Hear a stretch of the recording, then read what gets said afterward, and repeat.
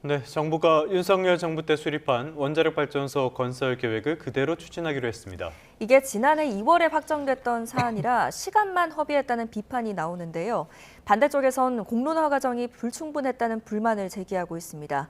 이윤수 서강대학교 경제학과 교수와 함께 알아보겠습니다. 어서 오십시오. 어서 오십시오, 교수님. 안녕하십니까. 자, 이 원전 이야기 말씀을 드렸는데 이거에 앞서서요. 조금 전에 들어온 속보 내용부터 좀 여쭤보도록 하겠습니다. 트럼프 대통령이 자신의 소셜 미디어에다가 조금 전에 글을 올려서 한국의 관세를 기존 15%에서 25%로 다시 인상을 하겠다. 이런 내용을 밝혔거든요. 정말 밑도 끝도 없이 뜬금없이 나왔는데 이 배경은 뭘로 봐야 됩니까? 글쎄요, 이게 사실 그 SNS에 나온 거니까 예. 뭐 확인은 해봐야겠습니다만 지금 뭐 미네소타에서 나온 사건 등으로 사실 트럼프가 좀 정치적으로 어려운 상황에 놓인 상황에서 이거를 조금 회피하기 위해서 관심을 끌기 위한 것을 내놨을까라는 생각을 조심스럽게 해봅니다. 사실 왜 했을까를 생각을 해본다면은 이제 뭐 사실은 뭐 비준 우리나라가 협상을 했는데 이거를 빨리 진행하지 않는다라는 식으로 얘기를 하면서 어떤 국회 승인을 압박하기 위한 협상 전술로 보는 게 또 맞지 않을까라는 생각을 하고요.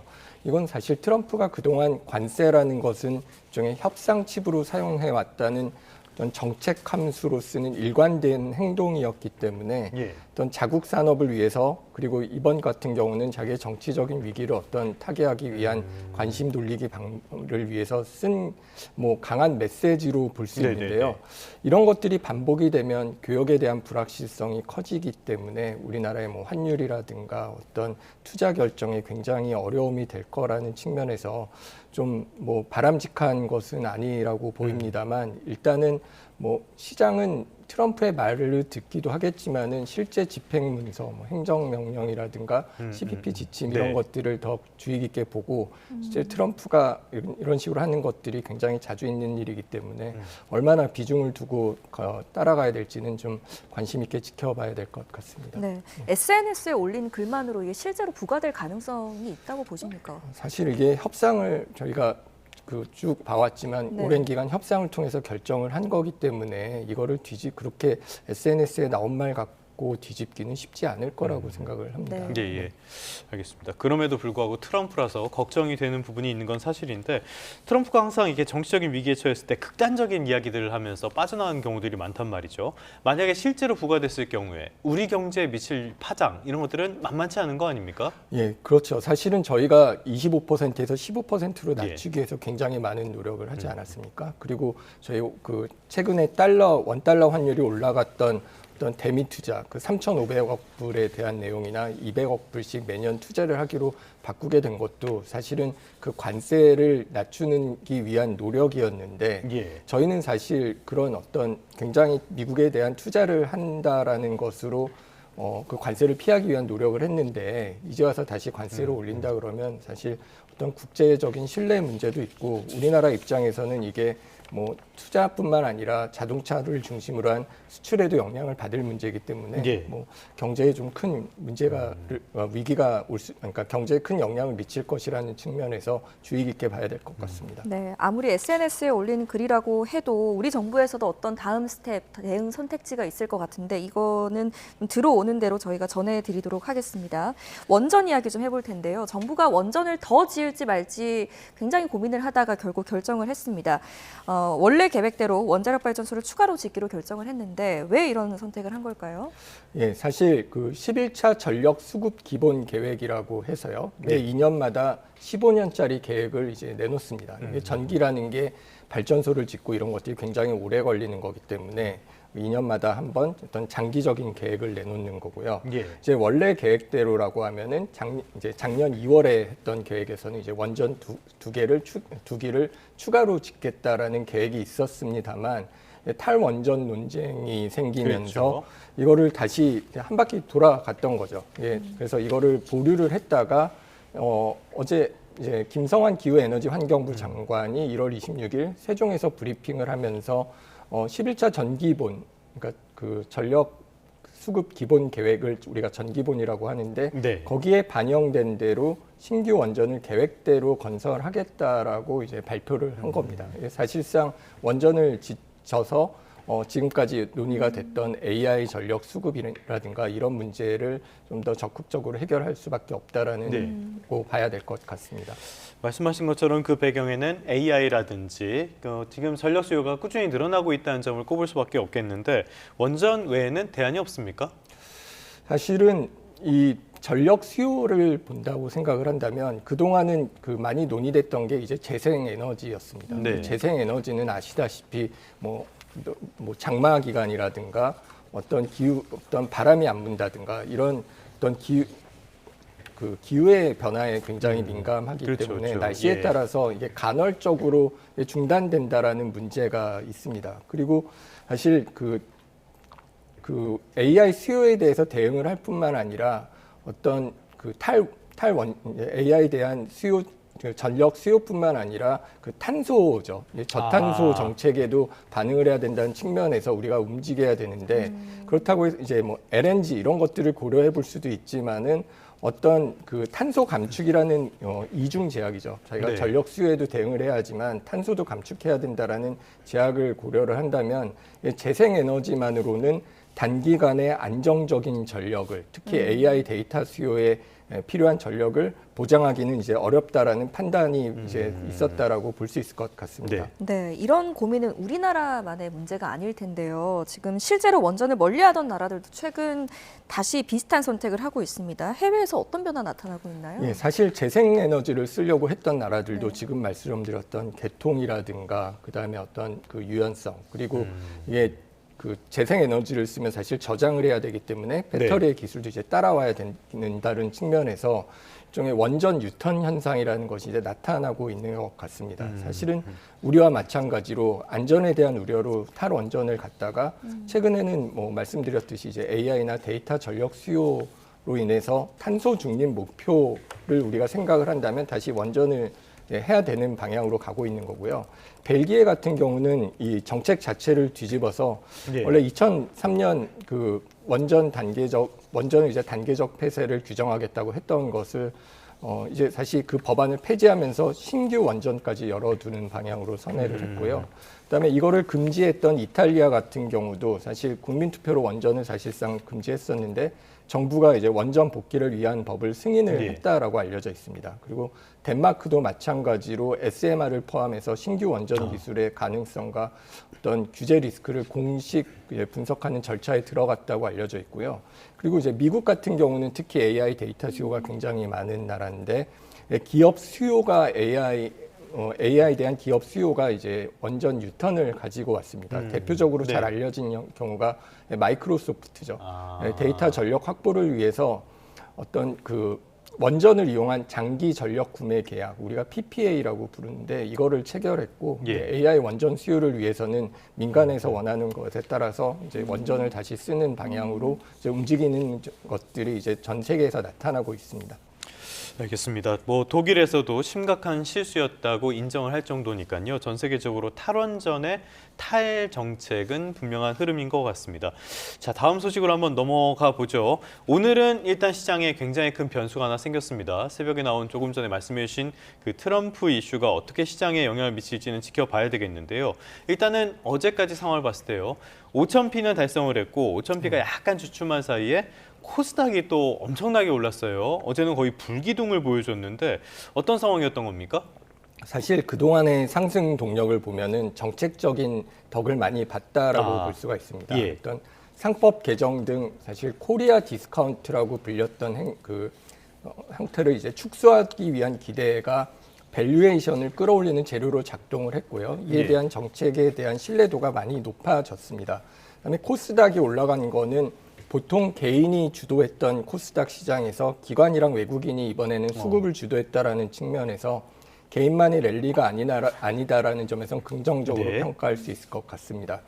그리고 삼성전자, SK하이닉스 등 이제 핵심 기업 실적이 이제 어느 정도 테스트 구간에 들어가면서 그동안 이익을 봤던 데서 다른 자산으로 옮겨가는 어떤 머니무브죠. 자금의 이동이 코스닥 시장에서 나타나고 있다라고 볼 수 있을 것 같고요. 다만 이게 문제가 되는 것은 이제 코스피 같은 경우는 삼성전자나 SK 하이닉스에 좀 집중됐다라는 측면에서 쏠림 현상이 심각하다라는 거고, 그런 측면에서는 뭐 코스닥으로 가는 게 어느 정도는, 그리고 바이오뿐만 아니라 이제 좀 다른 뭐 로봇이라든가 아니면은 2차 전지 같은 데서도 주가가 오르고 있다라는 거는 좀 바람직한 것 같습니다. 다만 문제가 되는 부분은 그 레버리지가 확대되고 있다라는 건데요. 빚내서 투자하는 B2라고 하는 거죠. 예. 신용거래 융자 잔고가 29조 원을 넘었다라고 합니다. 이거는 B2가 들어올 경우에는 사실 변동성이 커지고 주가가 하락할 때 그 변동폭을 키울 수 있다라는 문제점이 있다라는 점에서는 이게 오르는 것을 너무 긍정적으로만 보기도 좀 어려운 상황인 것 같습니다. 네, 국내 증시가 워낙 강세다 보니까 국민연금 운용 규칙에도 영향을 좀 주는 것 같습니다. 국민연금이 올해 자산 배분 전략을 바꿨는데 국내 주식을 좀 더 많이 사들이겠다 이렇게 발표를 했어요. 배경은 뭐라고 보세요? 예, 기금이라는 게 열렸었습니다. 이건 기금 규모 확대에 따라서 최근에 이제 우리가 환율에 대해서 걱정을 많이 하지 않았습니까? 그래서 외환 조달 부담이 있고 최근 그 달러에 대한 수요가 워낙 우위에 있으니까 이런 외환 시장 환경을 고려해서 2026년도 기금 운용 계획상 목표 포트폴리오를 변경하기로 했습니다. 지금 그 그림에 나오는 것처럼 그 해외 주식 목표 비중은 38.9에서 37.2%로 이제 낮췄고요. 그리고 해외 주식 비중을 낮추다 보니까 국내 주식 비중은 14.4에서 14.9%로 0.5%포인트 상향 조정했습니다.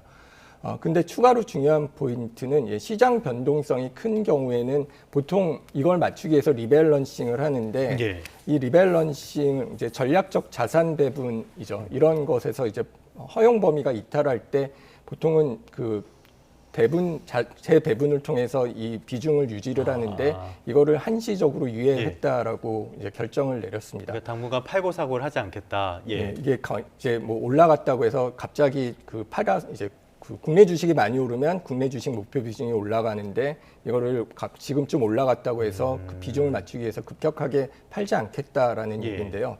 이 시장을 끌어올리는 플레이어라거나 아니면 어떤 증시를 안정적으로 유지한다라는 측면에서는 긍정적이라고 볼 수가 있습니다. 근데 다만 이게 장기 목표라든가 어떤 리스크 관리 차원에서 이제 조정이 필요한 거는 맞습니다만 사실 국민연금의 목적은 어떤 장기 기대 수익률을 올리는 거고 그렇죠. 해외 분산, 그 리스크를 분산하는 게 이제 주요 목적입니다. 근데 지금 정책 목적, 이제 환율이 하나고요. 그다음에 이제 뭐 코스피 5천을 얘기하는 증시 부양인데 이게 지금의 결정이 정말 국민연금의 수익을 극대화하는 데서 나온 것이냐 아니면은 이런 정책 목적에 도입된 정책 목적에 좀 휘둘린 게 크냐라는 것에 대한 좀 우려가 있는 것 같습니다. 그래서 국민연금이 유일한 목적은 가입자의 이익, 이제 장기 수익률이랑 지속 가능한 수익을 거두는 건데 이런 원칙을 좀 확인해야 된다라는 필요성이 있고요. 뭐 환율 증시 안정도 중요하지만 이러한 목적이 국민연금의 궁극적인 목적과 자산 배분 의사결정에 영향을 미친다면 이게 장기적으로 바람직할 것인가에 대한 우려가 시장에서 나오고 있습니다. 그건 왜냐하면 결국은 신뢰에 의해서 유지가 되는 건데 국민연금이 정치적인 도구로 쓰일 경우에는 이것에 대한 신뢰도가 떨어진다라는 우려가 나오고 있는 것 같습니다. 뭐 국민연금의 역할이 시장의 버팀목 역할을 하는 건 아니니까요. 시장도 환율도 여러모로 신경을 쓴 이런 결정이 아닌가 싶은데요. 그래서 환율 이야기 한번 해보도록 하겠습니다. 최근에 환율이 엄청나게 많이 오르고 있었는데 어제는 큰 폭으로 조정을 받았어요. 이게 미국과 일본의 어떤 공조가 있지 않을까라는 기대감이 영향을 미쳤다고 하는데 어떻게 연결되는 겁니까? 일단 1월 26일 미국 시간입니다. 달러가 이제 주요 통화 대비 약세로 돌아섰고 특히 이제 엔화가 말씀하셨던 미일 공조 개입 가능성 쪽에서 관세 상승폭을 키웠는데요. 이 과정에서 이제 나왔던 얘기가 뉴욕 연은이 이제 달러 엔에 대해서 이른바 레이트 책이라고 합니다. 환율에 대한 호가 조회를 했다라는 보도가 나오면서 이거가 이제 앞으로 개입을 하는 게 아닌가라는 전조의 신호로 받아들여졌습니다. 이걸 적극적인 개입이라고 보기는 아직 어렵고요. 무슨 얘기냐 하면은 우리가 이걸 개입을 할 수도 있으니까 이거를 실제로 돈을 두고 이제 시장에 들어온다라기보다는 우리가 이제 보고 있다라는 신호를 주는 거죠. 지금 이제 환율이 사실 이걸 모르는 거는 아니거든요. 다만 이게 은행마다 어느 정도의 환율로 이제 거래가 되고 있는 호가를 봤다라는 건데 네. 이거는 사실 신호만으로도 이게 개입을 할 수 있다라는 강력한 구두 개입과 같은 효과를 이제 보여줄 수가 있고요. 이것으로 인해서 어떤 그 실수요죠. 실제로 이제 엔화가 필요한 게 아니라 뭐 엔화가 떨어질 것이다라는 것에 대한 베팅을 했던 투기적인 수요라는 것들은 어느 정도 영향을 받을 수가 있을 것 같습니다. 다만 이런 거는 공조 개입이 실질적으로 실행될 확률은 이렇게 높지는 않다라고 아직 보고 있는 것 같습니다. 네. 자, 이런 상황에서 정부와 금융권도 환율 안정에 촉각을 곤두세우고 있는데 정부가 연일 은행권에 압박을 가하면서 환율 안정 대책을 요구하고 있는데 앞으로 원달러 환율 어떻게 전망하십니까?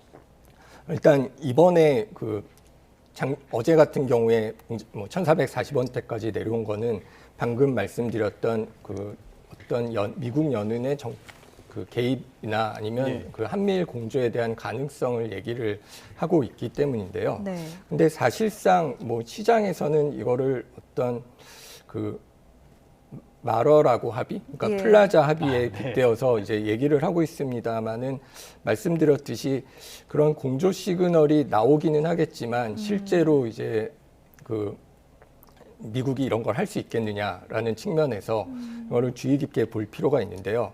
지금 우리나라 환율이 이렇게 떨어지게 된 것은 그동안 엔화하고의 동조 현상이 굉장히 컸었고 그래서 예. 엔화가 가치가 떨어지면서 우리 원화도 이제 같이 떨어진 측면이 있었던 것이 지금 어떤 공조 개입의 그 가능성이 나오면서 엔화가 오르니까 이제 같이 올랐다라고 보는 측면이 이제 좋을 것 같습니다. 근데 말씀드렸듯이 이게 그 공조가 이제 계속 될 것이라고 막연히 기대하기 어려운 거는 엔화가 지금 5년 연속해서 지속적으로 떨어진 통화인데 네. 그런 통화를 이제 미국이 살 수 있을까라는 측면이 하나가 있고요. 그러고 이걸 위해서는 어쩔 수 없이 일본 중앙은행이 가지고 있던 미국 국채를 팔아야 되는데 그러면 가뜩이나 오르고 있는 미국 국채 금리가 더 오를 가능성이 있습니다. 그리고 그런 결과적으로 달러가 약세가 된다면 그거를 미국이 용인할 수 있을 것인가라는 측면에서 네네. 이 공조 가능성에 대해서 너무 바람직하게 바라보는 것은 조금 조심스러운 측면이 있고요. 그래서 결과적으로 엔화가 어느 정도 회복을 하면은 우리나라 원화도 이제 뭐 회복을 할 것이라는 점에서는 바람직하지만 그것을 막연하게 기대를 하기는 어려운 측면이 있고 만약에 이런 뉴스가 이제 실제 어떤 개입으로 이어지지 않는다면 그 되돌림도 빨라질 수 있고 그럴 경우라면 그동안 우리가 해외 주식이라든가 해외 미국에 대한 투자로 인한 달러 수요가 지속되고 그로 인해서 원달러가 계속 올랐던 현상이 당분간은 지속될 가능성도 우리가 배제하기는 어려울 것 같습니다. 말씀해 주신 것처럼 환율 불안 속 그리고 미국의 트럼프발 변수 속에서 우리 증시는 강세를 이어가고 있고요. 또 다른 안전자산 금값도 강세를 이어가는 약간 좀 혼란스러운 상황이니까요. 대응을 잘 하시는 게 좋겠습니다. 지금까지 이윤수 서강대학교 경제학과 교수와 함께 다양한 경제 이슈들 진단해 봤습니다. 오늘 말씀 고맙습니다. 네, 감사합니다.